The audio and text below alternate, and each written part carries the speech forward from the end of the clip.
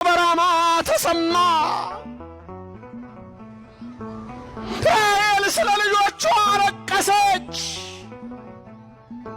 መጽናናትን አላገኘችም አለ አንድ ራሔል። ያኔ ግብፅ የነበረችው ራሔል የፈርዖን ወታደሮች በቆዳ ጅራፍ እየገረፉ መንታ ልጆች ጸንሳ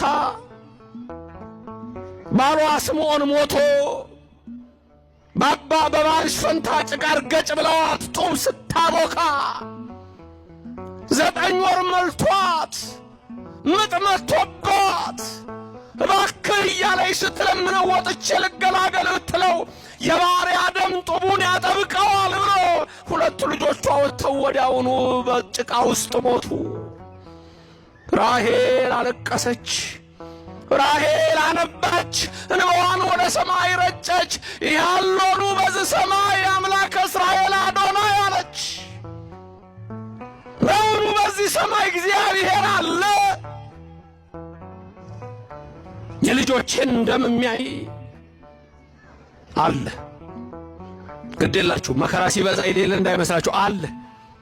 ደመና ሲሆን በቀን ፀሐይ የሌለች እንዳይመስላችሁ፣ ደመናው ስለጋረዳችሁ እንዳይመስላችሁ አለ እግዚአብሔር። በማደሪያዬ ሆኜ በጸጥታ ተቀምጬ ሁሉንም አየዋለሁ ይላል የኔና የእናንተ አምላክ። ጊዜ ገቢር ለእግዚአብሔር የሚሰራበት ጊዜ አለው። እሱ ሲሰራ ማንም የሚናገር የለም። ያኔ በአፍንጫ ውስጥ ትንፋስ ባህርን ይከፍላል። ፈርዖን ደም አፍሳሽ ይሰጥማል፣ ይችላል። የኔና የእናንተ አምላክ ይገለጻል። የኔና የእናንተ አምላክ ያደርጋል። የኔና የእናንተ አምላክ ማንም የማይሰራባት ሰዓትም ትመጣለች ይላል። ስሙ መስጉን ይሁን። ራሔልም ጋር ሲገቡ መቃብሯ ራሔል አለቀሰች የሚለው አንድም ቤተ ክርስቲያን አለቀሰች ነው። ቤተ ክርስቲያን ነች ራሔል። ልጆቿ በመንፍቅና ተበሉ፣ በጣዖት ተበሉ፣ በዲያብሎስ ተበሉ። ራሔል ቤተ ክርስቲያን ታለቅሳለች አለ። ባቢሎን በላቻቸው፣ ሴቲቱ አጠቻቸው፣ አሰከራቻቸው። የዓለም ነገሥታት ሁሉ ከጽዋው እየጠጡ ሰከሩ ይላል ዮሐንስ በራእዩ 17። ግልሙትናዋን ተከተሉ ይላል። ሐምራዊ ቀሚስ መለበሰችው የወርቅ ጽዋውን እየተጋርኩ ሰከሩ ይላል። ሌላ ግን ጽዋ ይመጣል፣ ከባድ ጽዋ። መዝሙር 74 ላይ አሳላፊውን ይጠራዋል አለው። አሳላፊው ሊቀ መላእክት ቅዱስ ሚካኤል ነው። አተላው ሳይቀር ጋታቸው ይለዋል። ፍጻሜው ከባድ ነው። ይሰውረን እግዚአብሔር፣ እግዚአብሔር ይሰውረን። ነዱዲያኖስ ቅዱስ ጊዮርጊስን 3 ጊዜ እኮ ነው የገደሉት። 3 ጊዜ ነው የገደሉት። በተለይ አንድ ቀን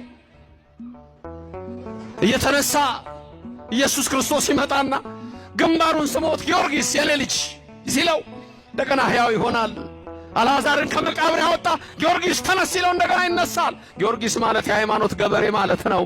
የሰማይቱ በረከት በእኔና በእናንተ ላይ ይደር።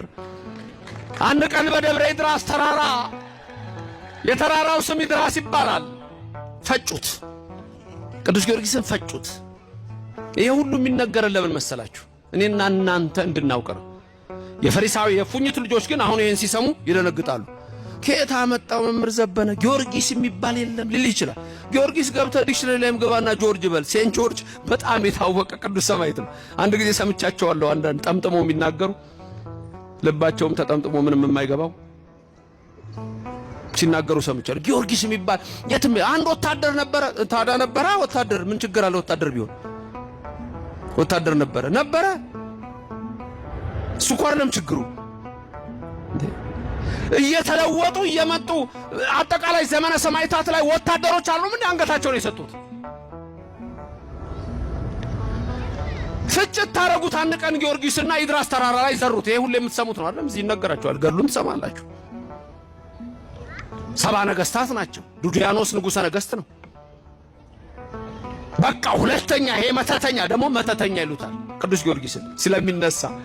አንዳንድ ሰዎች ይገርሙኛል። የኦርቶዶክስ ቤተክርስቲያንን ካህናት፣ መዘምራን፣ ደባትራን ወይም እንደዚህ መተተኞች ሲሉ ሲናገሩ ይሄ የፉኝት ወሬ ነው። የእባቡም መንታ ምላስ ንግግር ነው። እግዚአብሔር ከዚህ ይሰውራችሁ።